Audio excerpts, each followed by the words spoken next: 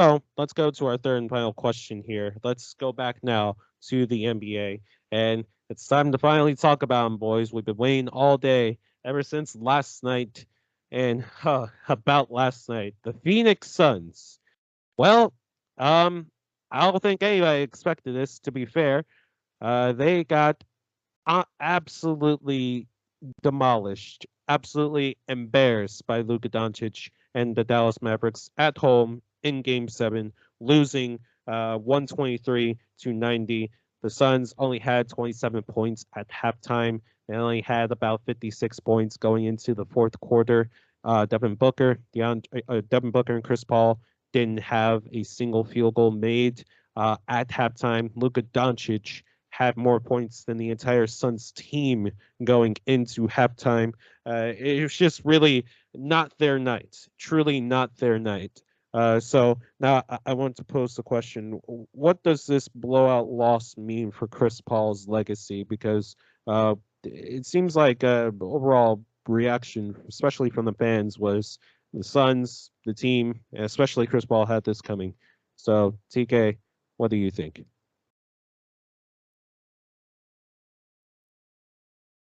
Man, this is a tough one, bro, because so let me answer the question first. I think what this really does for Chris Paul's legacy is Chris Paul is still a Hall of Famer. Still one of the greatest point guards of all time. Um, Chris Agreed. Paul could retire today. Chris Paul could retire today. He'd still be a Hall of Famer. He'd still be one of the greatest point guards, players of all time. So let's just get that out of the way. This loss doesn't change his Hall of Fame resume or doesn't change any of that. And for you idiots saying it does, you don't know basketball and you're a casual. Now, however, I think what this does, um, due to his legacy, is I think this whole top five point guard all time talk. I mean, it's done. I don't want to hear it anymore. I damn sure won't be saying it anymore. I had Chris Paul in my top five all time point guards. Yeah, I mean, he's not anymore, bro. When you top 10 point guard of all time, absolutely 100%. I think it just changes where he was rated. Like he's not a top five anymore. Now you just have to put him in that top 10, maybe top seven, eight, or something like that. Um, from the moment Chris Paul turned 37, bro, he has not been the same. I don't know if it was. I don't. I've read something that said he's been kind of injured the whole season. I don't want to hear the. I I don't don't want want to to hear hear the that. whole I don't want injury. to hear that. I don't want to hear it anymore. I No don't care excuses. about his quad. I don't care about his ankle. I don't care about any of it. This dude came back to the. He came back to the Suns, and he made it clear that he wanted to be back with the Suns, and he made it clear that he wanted to win a championship with the Suns. So you come back to the Suns, and during the regular season, he had all of us believing that damn, the Suns actually might get to the finals again, bro. Um, and then to do what you did in a game seven, bro. I mean, first of all, Chris Paul, can we just talk about the stats? Chris Paul averaged 9 points in this series. I think 5 assists. And here's the most mind-boggling thing to me of all. He averaged 3.6 turnovers for the series. That has never been Chris Paul's problem. Chris Paul has never been a dude that's going to turn the ball over more than once or twice a game. Not even saying it twice is even pushing it for Chris Paul because he's just been so gifted with the way that he's been able to protect the basketball. So 3.6 turnovers is what he averaged for the series. He had 22 turnovers the entire series. When you have more turnovers than you do points for the entire series, that just tells you everything. I'm not gonna say he's washed. I'm not gonna say he's done. Um, but what I am willing to do is people who tell me that he's washed and people who tell me that he's done. I'm just not gonna fight it anymore. I'm willing to listen now. Like I'm literally willing to sit down with a Chris Paul hater and listen to everything they're saying. And Chris Paul, he did it to himself, man. I saw something today where Chris Paul has been up in series 2-0. He's been up 3-1. And I mean, dude, I mean, when you think about it, this man is the Doc Rivers of the NBA, bro. Like as a player, you are Doc Rivers, bro. Your luck is so bad in the playoffs, bro. And it's always an injury or you just straight up not showing up. You are a top five point guard all time before the game last night. There is no reason why you have one more point than I do for an entire half. I'm sitting on the couch smoking and watching you play, and you have one more point than me. That's a problem. That is a problem. Now I will say this: shout out to the Mavericks, shout out to Luka Doncic, because when I tell you they put fear in Chris Paul's heart, they did what they were supposed to do against Chris Paul. I have never seen Chris Paul literally defended like this, bro. Like, I've never seen it. He looked so uncomfortable the entire series, and he just did not look like himself. Man, I honestly think I can say I don't think Chris Paul will ever win a ring. I think that what it's going to take for him to win a ring is he's just going to have to be 41, 42 and just take a veteran minimum deal and just go to a team that's chasing a ring. I mean, last year was your best shot. I honestly feel like last year was an even better shot than this year, honestly. I still feel like that the Suns, his best shot of getting a ring was last year when they came short of against the Bucks. And then this year, man, for you to not even reach the Western Conference Finals, bro, after you just were in the finals last year, man, this tarnishes the legacy. But like I said, he's still a Hall of Famer. He's still an all-time point guard. He's still the top 10 of all time. It's just he's not a top 5 anymore. And like I said, man, when haters talk to me about Chris Paul anymore, I'm not defending him anymore. I'm just willing to listen to it, bro. That's really the nicest way I can answer that question, though, PC. Well, I agree with you in some aspects, but if a Suns hater, let's say, or sorry, not a Suns hater, a Chris Paul hater, let's say Tariq, tries to talk to me about Chris Paul, all I do is just block his number and, pretend he doesn't exist. But I agree with you in some aspects. Let's go to Shawn now. I am still in shock about what I watched yesterday. Yes, it was yesterday. Game 7 at home as the number 1 seed, not only in the West, in the entire NBA, 64 wins. You had the best record against a team with one great player. Now, Luka is very great. He is amazing. He is arguably a top 3, if not the best player in the NBA. But the Mavs have one great player and a bunch of role players. And they absolutely demolished you. This was an embarrassment, not just to Suns fans, but to the state of Arizona. Yes, that's the state. The state of Arizona. The entire... You needed help on that project last night. Bro. Okay, Trey.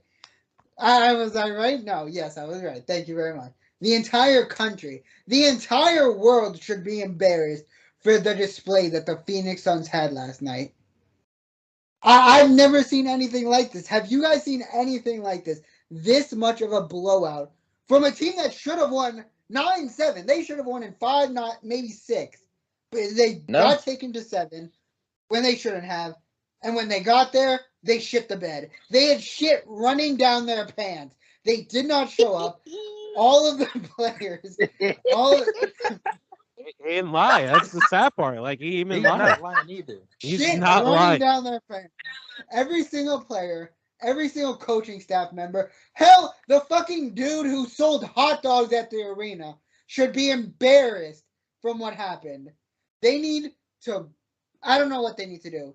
Ayton needs to go. He can't play in fourth quarters. He can't do everything you need from a modern-day center. He's certainly not worth a max.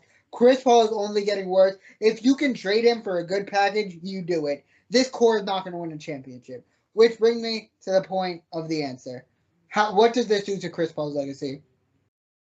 I'm not sure I necessarily buy anything that happens can hurt your legacy, like bring you down in the rankings, especially when you're 37. However, this ruins any chance. For me, he was never a top 5 point guard. He was close, but I needed him to win a ring for him to get there. For me, this ruins any chance that he will ever be in my top 5. I truly believe if he wanted to win a championship, it had to be either last year or this year. Last year, what did he do? Choke a 2-0 lead. This year, what did he do? Choke a 2-0 lead and have one of the biggest embarrassments in Game 7 of NBA history. I don't think he will ever win a ring. I truly believe this was his last chance. I think his chance of becoming a top 5 point guard of all time is ruined. Is he still a top 10 point guard of all time? Of course. Is he still a Hall of Famer? Of course. Is he still an NBA legend? Of course.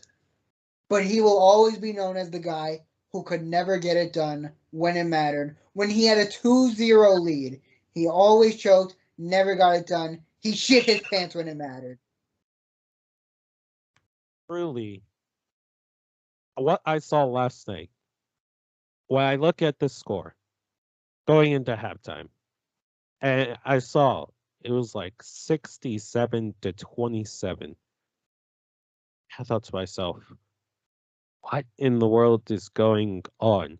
Did somebody inform the Suns that it's game 7? Like, there is no other game from this. Like, there isn't a game 8. Okay, the series, you win by winning 4 games. It's a 7-game series. Truly, it is a top 3 worst playoff losses I've seen in my entire life.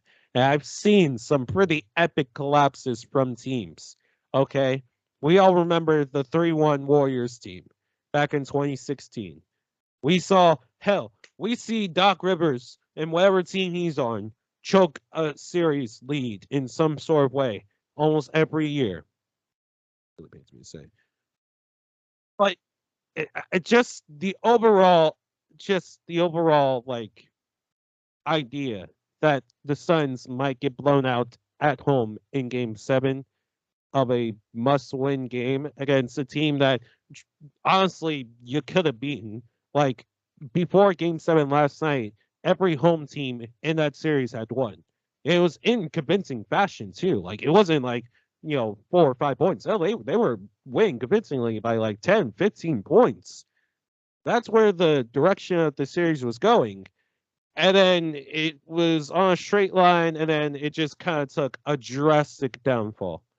And that downfall was Chris Paul, Devin Booker, Phoenix Suns, just absolutely screwing themselves out of winning this series. And after the first quarter, it was pretty much over.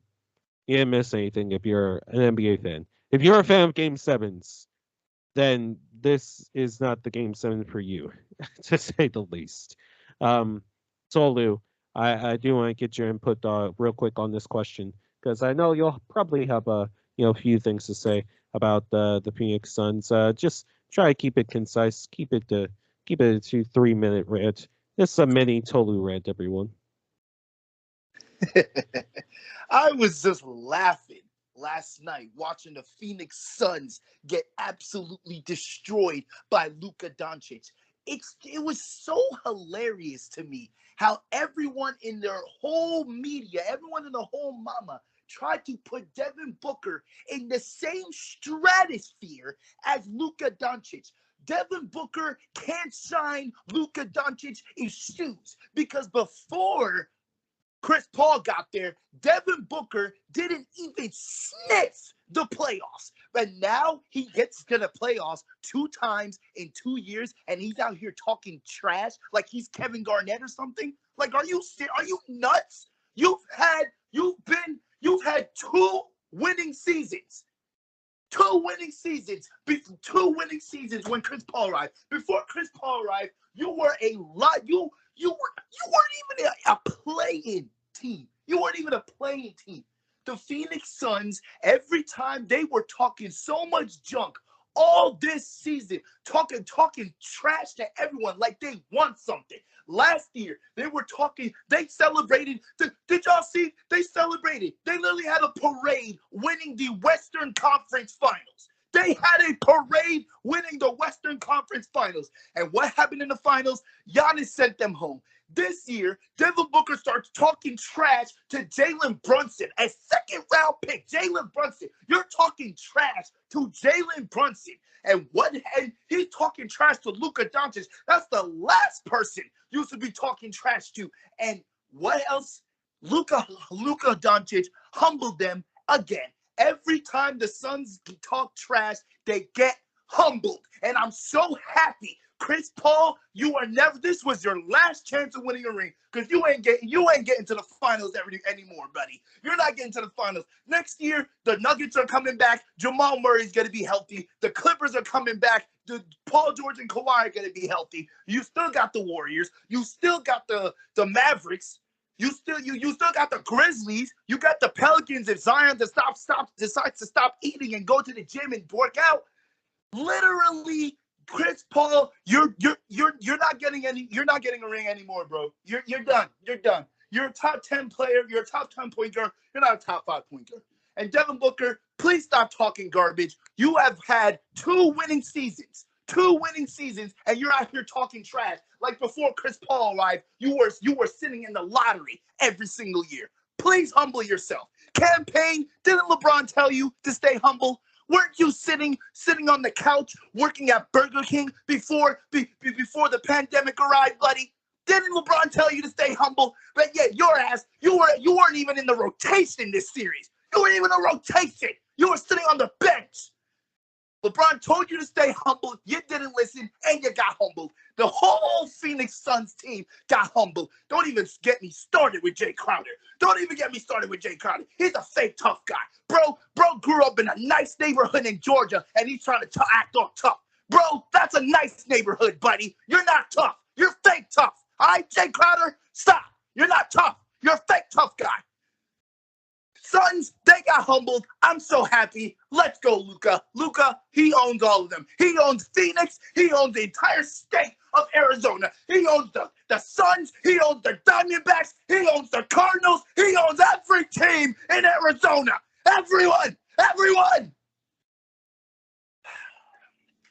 Thank you.